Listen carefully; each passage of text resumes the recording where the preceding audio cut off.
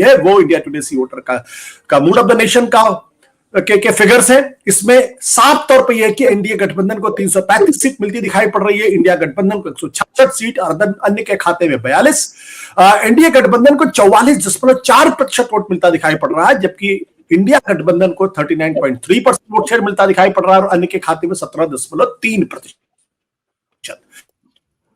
अब आपकी दिलचस्पी यह जानने में होगी कि दरअसल बीजेपी और कांग्रेस को अलग अलग अपने अपने गठबंधन में कितनी सीटें मिलती हुई नजर आ रही है, तो उस पर एक नजर डाल लेते हैं। बीजेपी 304 सीट उसको मिलती दिखाई पड़ रही, कांग्रेस पार्टी को 71 सीट मिलती दिखाई पड़ रही, अन्य के खाते में 168 सीट में जा रहे हैं। बीजेपी का अगर हम वोट शेयर के पॉइंट ऑफ व्यू से बात करें तो 2019 के लोकसभा चुनाव के मद्देनजर तकरीबन 1.5% या 2.25% वोटर का फायदा उसको होता हुआ दिखाई पड़ रहा है, लेकिन सीट सिर्फ एक बढ़ रही है। 2019 में उसको 303 सीटें मिली थी, 2024 में जो मूड ऑफ द नेशन है इंडिया टुडे सी वोटर का, उसमें 304 सीट मिलती दिखाई पड़ रही। कांग्रेस की सीटों में थोड़ा सा उछाल है, 2019 में उसको 52 सीटें मिल रही थी, इस बार उसको 71 सीटें मिलती दिखाई पड़ रही, 19 सीटों का इजाफा है, लेकिन उसका वोट शेयर है वो 2019 की तुलना में थोड़ा सा कम हुआ है, कम हुआ 19% ही वोट शेयर है।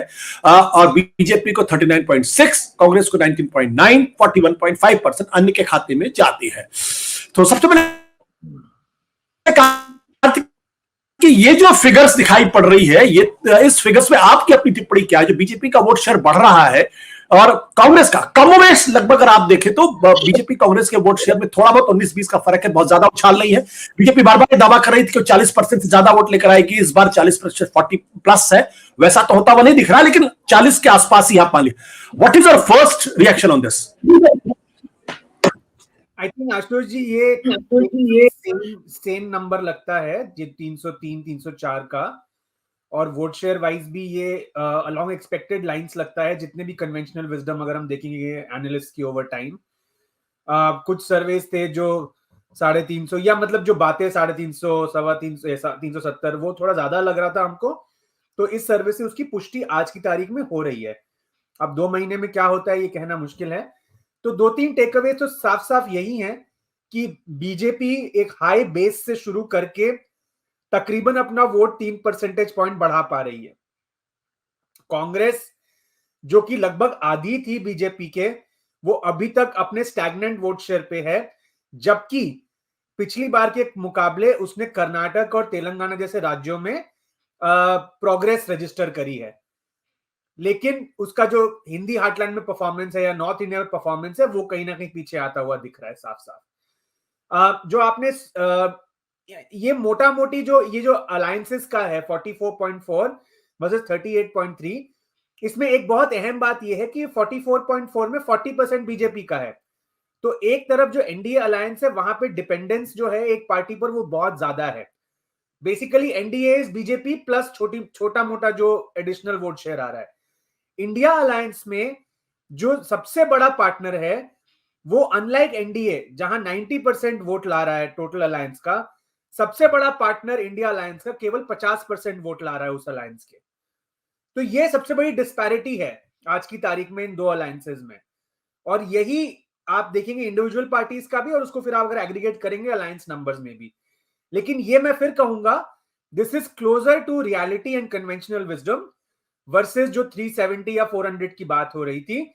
लेकिन इसमें कोई संदेह नहीं है कि तीसरी बार अपने दम पर पूर्ण बहुमत लाना, 300 सीट के ऊपर का प्रोजेक्शन लाना आज की तारीख में एज पर दिस सर्वे बहुत बड़ी अचीवमेंट है ये मोदी सरकार की, और खासकर प्रधानमंत्री मोदी की स्वयं की। अभी हम जब स्टेट वाइज बात करेंगे तो मैं और बेहतर तरीके से आपको बता पाऊंगा कि गेन्स कहां से आए बीजेपी के, और कांग्रेस की जो सीटें बढ़ रही हैं, जो मैं कह रहा हूं काफी समय से कि चाहे कुछ भी हो जाए कांग्रेस की सीटें बढ़ेंगी 19 के कंपैरिजन में, ये मेरा मानना है। तो वो होता हुआ दिख रहा है।